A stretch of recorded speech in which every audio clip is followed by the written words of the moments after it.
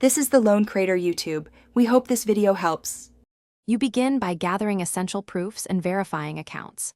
First, confirm PAN and Aadhaar link, GST registration copy, and bank details. Reconcile returns to clear outstanding liabilities. Once done, determine the correct cancellation reason, like business closure or migration, because the form fields differ. You should also compute final tax, interest, and penalties. Make sure to file any pending GSDR. This avoids rejection. Now proceed to the portal with credentials and prepare scan documents for upload. You now log into the GSD portal with GSTIN and password, or use DSC for authentication. Next, open the cancellation module and select the right form, Reg 16 for normal cancellation, Reg 21 in special cases, then complete each field carefully.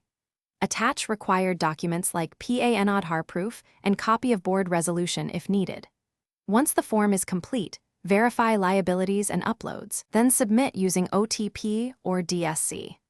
After submission, note the ARN for tracking and follow up if needed.